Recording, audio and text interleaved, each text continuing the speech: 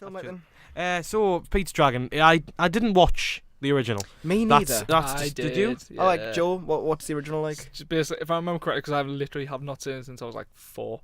It's about this kid who's getting neglected by I think it's his like adopted parents back in the Victorian era, and he befriends like this dragon who only he can see, and it's animated and really good and joyful. Yeah, but it probably won't be good.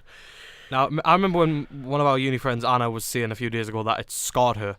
Really? Kid. Like it terrified I didn't her. even know what it was until I heard about this. Yeah, film. apparently it's quite scary, Okay. like terrifyingly scary. I can't remember. So yeah, I guess unless I've blocked different it out. strokes for different folks. Well, there you go. But I'm sure he's like cuddly and like pink and green. Yeah, We've got Sophie Dishman who's a big fan of this. We're going to hear from her very shortly. She kind of says a bit more about the original as well. But go on. But it's not a remake as such. It's more a reimagining of the lesser. It is a lesser known Disney film, and this time the dragon isn't actually a dragon. It's sort of like a big furry thing. Yeah. Essentially, I think the director himself said they added fur to make it a bit more friendly. Yeah. Because in live action, a dragon would be quite scary, to be honest, and this makes him look a bit cuddly, doesn't it? Game of Thrones dragon. Game of Thrones dragon. Can I see? But yeah, in this one, basically, it's an orphan boy called Pete. His parents died in a car crash, and he ran off into the woods, and he was basically surrounded by wolves, and this big force saved him, and in fact, a dragon, and he names Elliot, and eventually grows up, and basically, the story begins with Robert Redford, and he's a wood carver called Mr. Meacham, and basically, he tells stories constantly to the local children around there of his terrifying encounter with the dragon. Apparently, the dragon was fierce towards him, and he tried to fight it off, and he's the big hero for this, and he's telling all these tall tales to the kids. His daughter Grace, played by Bryce Dallas Howard, doesn't believe him at all. She works as a park ranger there, and she's always going out every day, and she doesn't believe him because she would have seen him by now if he did exist. However, she's out there every day and she hasn't seen him, so he doesn't believe him until she actually meets Pete, who is now 10 years old, and he has no family, no home. He lives in the forest with Elliot, who is this big green furry dragon, and he's a wonderful dragon, isn't he? It's going to sound really obscure, but I thought this as soon as I saw Pete, and I know it's supposedly quite different to the original Pete's Dragon, but looking at the animation, I've got to say, is really good. It's like one of the only summer films this year I can say I've got like virtually no complaints about the animation with.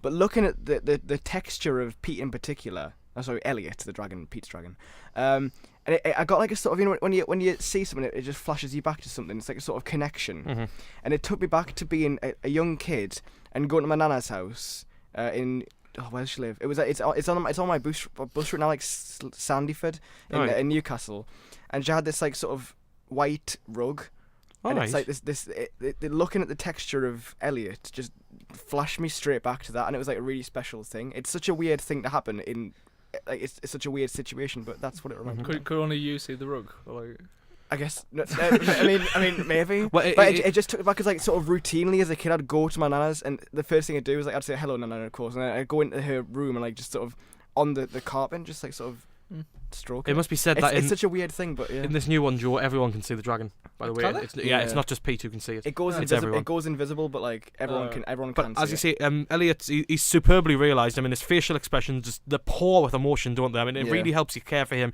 just as much as the humans. And I liked as well in the same way as like Mark Rylance in the BFG, the same sort of animated face. I don't know if you noticed, but, I mean, you probably did, but I like how they use the old Walking with Dinosaurs trick, where they have that CG and then they have the sort of the model.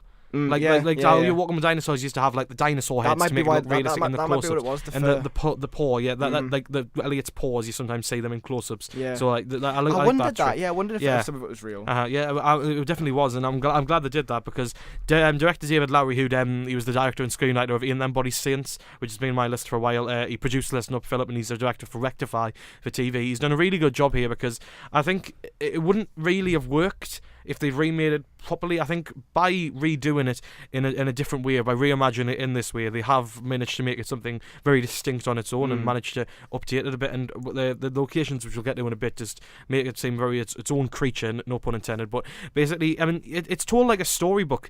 Yeah, this film. Robert Redford narrates it as though he's retelling the story years later, and it gives it that wonderful fairy tale bent to it. The whole lot of it feels very whimsical and everything. He's clearly having fun with it. He's truly sold on that undying belief that he saw Elliot, and like his happiness when he sees him again. You're sold into that.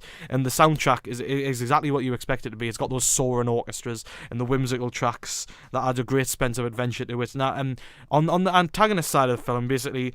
Another character who's along there, Bryce Dallas Howard's daughter, Oona, played by Oona Laurence. She's basically going along with them in this adventure, and we've got Karl Urban's character, who's a logger, and he's trying to take down the forest. Now, Karl Urban's basically got himself a gig as the man who can scowl best in Hollywood. Yeah. Essentially, he has definitely sort of got himself that monopoly on that role. He basically does what he wants here, and they don't get the comeuppance.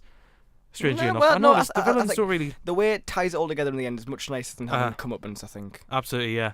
I really believe you. So on the whole, nice. Yeah. Nice and sweet. I thought the kid, the kid was really good who played Pete. I've got here a mix of Mowgli and Jacob Tremblay. Definitely, that's good. What I would say. But yeah, as I was saying, the landscapes, you could easily believe Elliot was and like it could exist in those landscapes because they're vast. The camera lets you pan across and to see all of the woodland and the forests, and it really has you believe into that proper sense of adventure. And it did have me welling up by the end because it gets you into that power of fantasy adventures and the raw power that they have, and you really do buy yourself into it. It's really powerful. We should be grateful it's not like a dark and gritty Definitely, reboot. definitely We've not. had too many of them already.